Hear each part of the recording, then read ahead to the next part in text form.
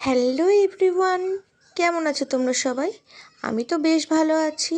তো এই চ্যানেলে আরও একটি ভিডিওতে তোমাদেরকে স্বাগত জানাই। তো আমি এখন দুপুরবেলা আমি স্নান টান করে রেডি হয়ে গেছি একটা জায়গায় যাব বলে। তো সবাই মিলেই যাচ্ছিলাম মাঠের মধ্যে। একটা কালী পুজো হচ্ছিল, সেই জন্য। কালী পুজোটা প্রায় 3 বছর ধরে হচ্ছে। তো সেখানে কালী পুজোটা দেওয়ার মূল কারণ হচ্ছে স্বপ্নাদেশে, মানে স্বপ্নাদেশের মাধ্যমে কালী পুজোটা দেওয়া হচ্ছে। এই বৈশাখ মাসের শেষ মঙ্গলবারে এই পুজোটা হয়। তো আমরা প্রায় 3টের দিকে বেরিয়ে পড়েছি, কারণ অনেকটা রাস্তা ভেতরে, আর রোদের মধ্যে খুব বিরক্তই লাগছিল। আর এই যে পাগুলো দেখে বোঝাই যাচ্ছে কত নোংরা ধুলো। তো আমরা সবাই মিলে কাকিমা, জেঠিমা, মা সবাই মিলে বেরিয়ে পড়েছি। তো তোমরা ভিডিওটা দেখতে থাকো সামনে। এখানে মূল পুজোটা হয়, আর হচ্ছে পুজোর পরে প্রসাদ বিতরণ হয়, তারপরে খিচুড়ি প্রসাদ দেওয়া হয়, আর তারপরেই গান হয় সন্ধ্যা পর্যন্ত। তারপরে আর কেউ থাকে না, তো আমরা চলে আসি। গান টানগুলো হয় ওখানে।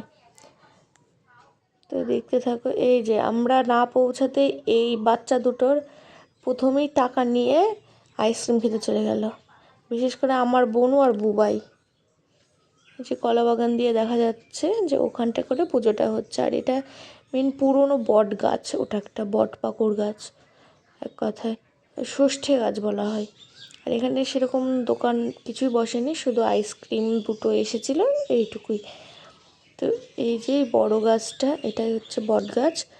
তো এখানে মেন মূল গাছটা নষ্ট হয়ে গেছে, এগুলো জাস্ট সাইডের গাছ।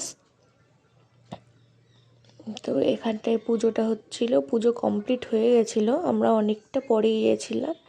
তো এখন প্রসাদ বিতরণ করবে, তার জন্য সব গোছগাছ করছিল। আর এই যে এরা সবাই অঞ্জলি দিয়েছে, যেন বসে আছে।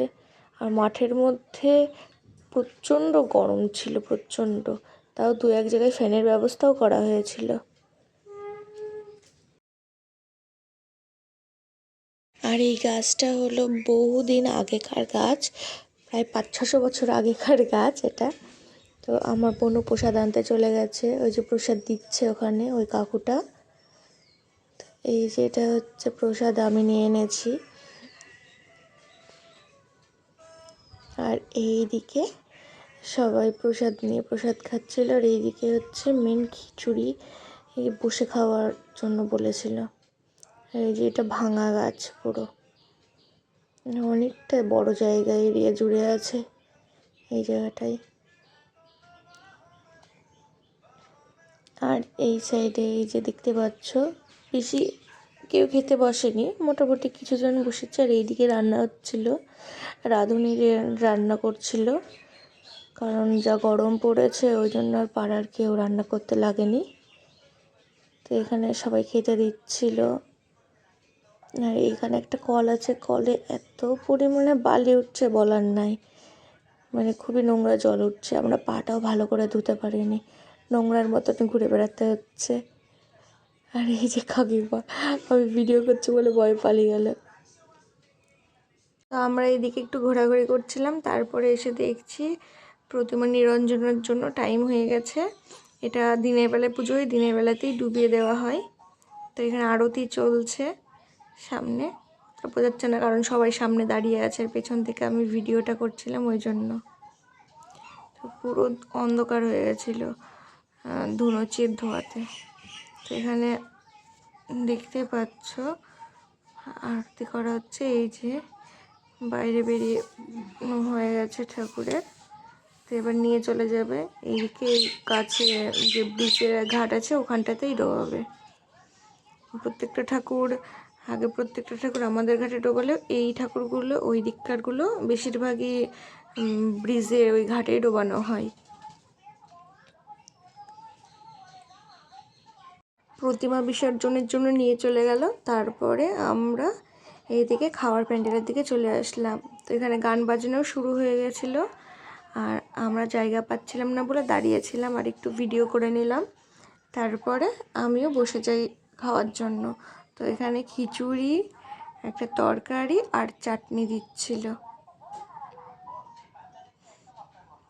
আর এই যে জেঠিমাটা সবাই খেতে দিচ্ছিল, এগুলো খেতে দিচ্ছিল পাড়ারই সবাই। তো এখানে অনেকেই আসে, সাইডের মানুষও আসে, মানে বাজিতপুর, বালিয়াডাঙ্গা অনেকেই আসে। আর এই যে মেন প্রসাদ এটা।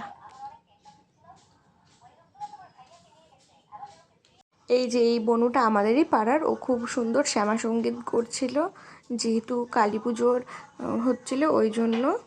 তো বেশ ভালো গান করেছে। তারপরে আমরা খাওয়া দাওয়া করি, একটু বসে গান টানগুলো শুনলাম।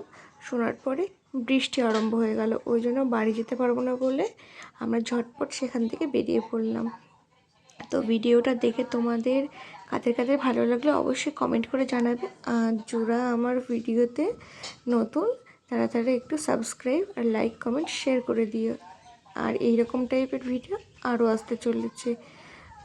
তো এইরকম যদি আরও ভিডিও দেখতে চাও তো আমার চ্যানেলটিকে সাবস্ক্রাইব করে রেখো। থ্যাংক ইউ, দেখা হচ্ছে নেক্সট ভিডিওতে।